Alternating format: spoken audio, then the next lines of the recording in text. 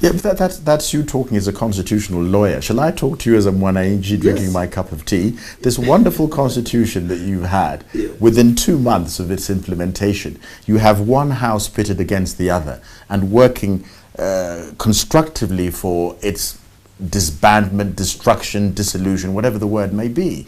Already within 2 months, the people are going to the Supreme Court to challenge the existence of one of the two houses created by this world-class constitution. I would say, John, that's idiocy at its best from the people who are saying disband one house. Listen, I think if the truth be told, there's something psychic about us Kenyans. There's something fundamentally wrong about our national psyche. Politicians who are now fighting each other as to which house is, higher or lower than the other, don't come from planet Mars. They come from within us. It's precisely for that reason that the committee of experts, having listened to the views of Kenyans, felt that we must have provisions in the Constitution about what kind of national values and principles should govern us. We went a step further. And by the way, this is the only constitution in the world that I dedicated an entire chapter on what's called leadership and integrity. Now, what does that mean? It means the people of Kenya, going to the election, before they pick their leaders, they ought to say, who is John C.B. Okumu? Or who is this Ekuru Aukot? Is he a person we can trust with certain responsibilities, with certain powers? We need to prick our national conscience and say, one of the frailties of our society over time has been the failure of leadership. And therefore today, we are going to pick men and women of character, men and women of repute. What did we witness? We witnessed the first 2 months since the swearing in of parliament, we're hearing people talking about how much salaries they can earn. And I think Adan Duale was spot on. And he told Kenyans, you can't call us thieves. If we are thieves, you're the ones who elected us, so you are the biggest thieves. I mean, he said that. Mitika Linturi joined in the same thing. So clearly, the committee of experts, having listened to Kenyans, yes, and I'm not saying this is a perfect constitution. I mean, there can never be any perfect constitution anywhere in the world. It's like looking for perfection or purity in human beings. You won't find that. But all I'm saying is the measures that were put in place, the checks and balances between the Senate, Parliament, the executive, the judiciary, and the provisions that required Kenyans to monitor the implementation of their own product. Because remember, John, this constitution probably, again in history, is one of the most endorsed at nearly 70% in a contested referendum. So this constitution, we cannot start pouring cold water on it. I don't want to pour cold water, but there are those who would say that people said 70% simply because they wanted change, and that the great majority of the populace said, let's have a change and then find out what it's all about. In other words, the great mass of Kenyans don't understand or boil down the great sections of their constitution that make it so great. They don't understand it. They don't know what's in it. I think that's very pessimistic. I mean, listen, we did quite a lot of work. We embarked on a rigorous civic education program that, remember, the constitution making process had timelines. Now, I don't think we had forever. Right, but in the same way that the IEBC didn't have quite as much time as it ought to have had, there are those who criticize the civic education program. Well, but you must be the first to criticize yourself in that respect. Yeah, but there were there were obvious mistakes that were made, and I really don't want to dwell so much on the IEBC. Right. There are obvious mistakes that were made in our preparedness towards election. I mean, right from nomination, for example. If I was a referee, as I was in IEBC, after seeing the shambolic nomination process in many parts of this country, I will disbar people because I have the powers to do that. Taken. Yeah. I do like the idea of having people like yourself in this studio to ask you to explain things that I don't understand myself. Mm-hmm. I find great difficulty in saying that if a party has a certain membership within Parliament, they are then the recipients of huge sums of money dependent on the number of people they have in the House. Mm-hmm. So now we're having major wrangles about people wanting party chairmanships changed, leadership, because money is the oscillating sort of motor for everything that's happening. Yeah. 700 billion to TNA, for ODM a close seconds. Why did you guys put that in? Well, we didn't put that in the Constitution, but it is in the Political Parties Act, which was enacted by the previous parliament. I think one of the paradoxes of our society today, and I think this, I hope we have time to discuss this in the future, is that the change that was intended to come with the new constitution gave responsibility to what I will say a targeted group for that change.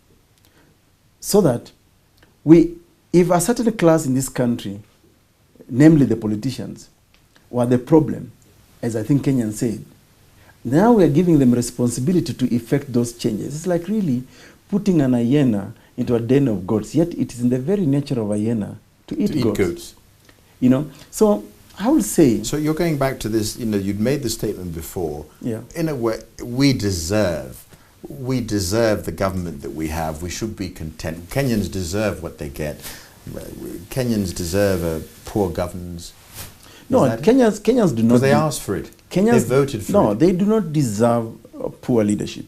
Because Kenyans took the constitution-making process so seriously that we came even with definitions of certain groups. For example, we are defining who a marginalized community is, who a minority is. We are talking about things like inclusion. We're talking about things like repute, integrity.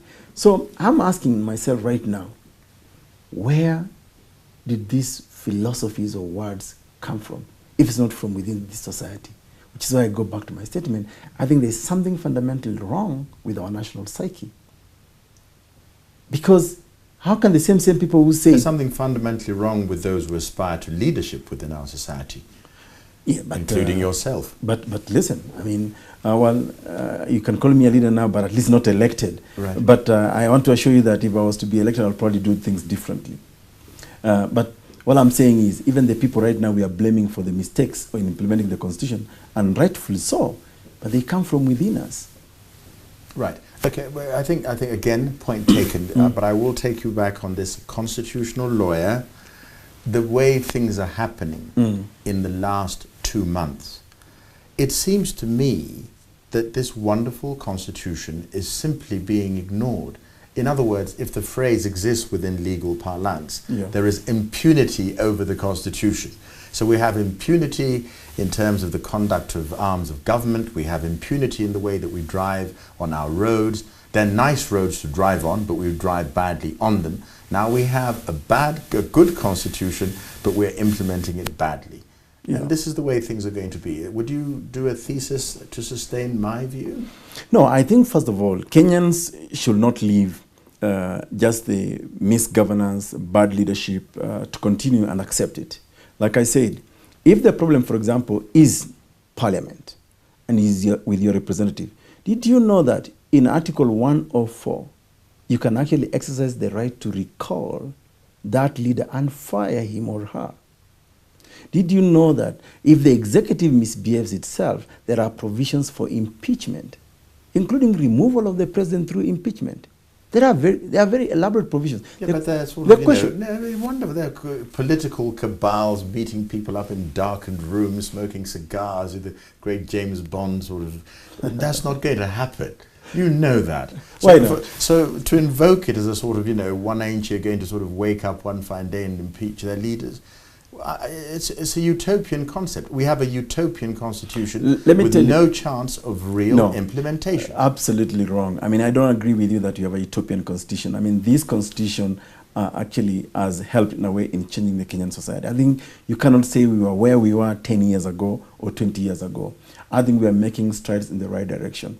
There are certain mannerisms and habits in this country, in our society, that clearly needs to be attacked. I think the mistake, in my view, will be to sit back on the fence, lament, perfect the art of lamentation, and do nothing about it. Right. I think the very fact that we're even talking about it is very important. Which must lead me to my final question. Yes. Because we don't have time to discuss things further. Yeah. What next for Kenya and for Kenyans? First of all, I think Kenyans must accept the fact that they prescribed for themselves this constitution. I will call it a bitter pill, whichever way you want to feel it. I think it's important to now be proactive. Observe the actions of government. Observe the actions of your leaders. If there is something fundamentally wrong with this constitution, and I think there are many things that are not fundamental but that are wrong with it, then there are provisions for us to change this constitution, to amend this constitution. For example, I will be honest with you. If I were writing Kenya's constitution today, I will not have the size of parliament we have. I will cut it probably even by half. I think the 210 were more than sufficient enough. And the reason I say the more sufficient enough, because now we have got a system of devolution. We need to give more powers actually to the counties. Because for me, John, if you deconstruct, tear apart what is the national, if you deconstruct the national, you actually end up with the counties. So I will say the level of representation at the national level ought to be reduce the size of National Assembly. Whatever resources we are saving there, we must transfer it to the counties, because it is at the counties people need health, they need education, they need roads, they need security, they need jobs, they need all these things. I think for me, Kenyans must begin to take stock of the cost of implementing this constitution, and let's be honest with each other. This is going to be a costly affair, but hey, democracy is expensive. Ekuru Aukot, thank you so very much for coming on the JSO interview. Thank you for having me.